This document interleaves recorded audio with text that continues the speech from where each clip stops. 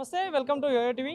ప్రస్తుతం మనం బస్ భవన్ దగ్గర వెళ్తున్నాం. సో ఆర్టీసీలో ఉన్న కొంతమంది ఎంప్లాయీలందరినీ కూడా విధుల నుండి తీసేయడం జరిగింది. సో కొన్ని కారణాల వల్ల వాళ్ళందరినీ విధుల్లో తీసేయడం, దగ్గర దగ్గర 1000కి పైన ఉన్నారు వీళ్ళంతా.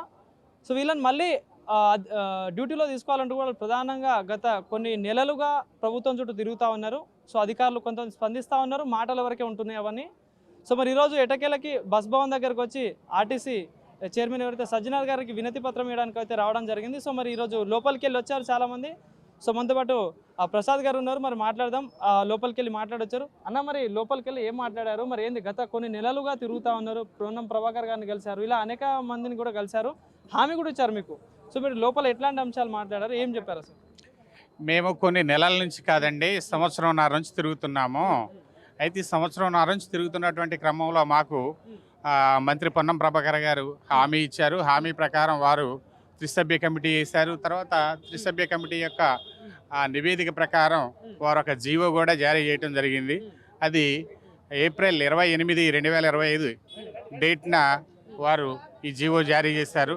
ఆ జీవో జారీ చేస్తే దాంట్లో ఏమున్నదంటే కొందరికి అంటే ఆర్టీసీ ఈడీ అప్పీల్లో లోపల ఉన్నటువంటి వారిని 30 రోజుల్లో రీఇన్స్టేట్ చేయండి.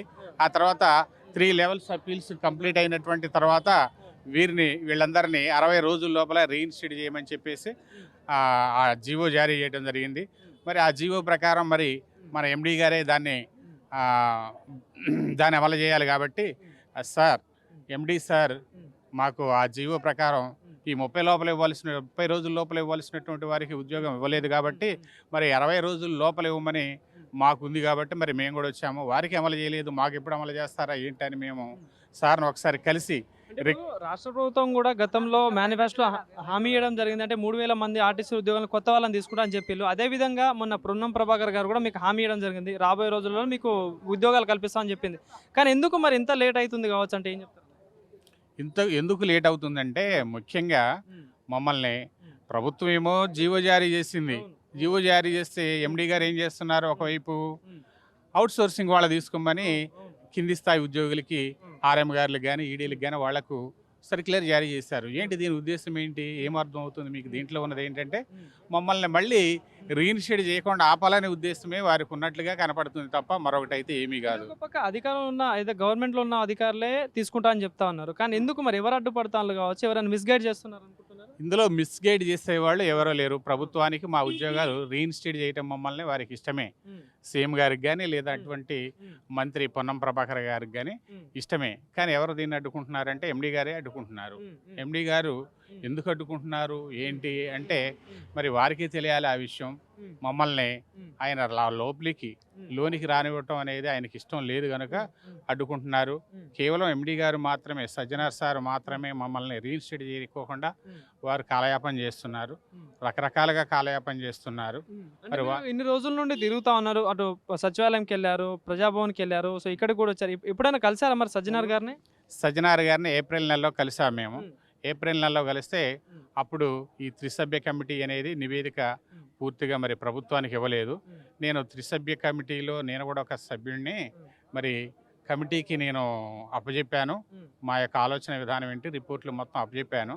మీరు సంజయ్ కుమార్ సార్ దగ్గరికి వెళ్ళి తెలుసుకోండి, నేను చేయవలసింది చేశానని చెప్పేసి అన్నారు తప్ప మీకు ఉద్యోగ అవకాశాలు కల్పిస్తామని సార్ ఎప్పుడు కూడా మాకు చెప్పలేదు.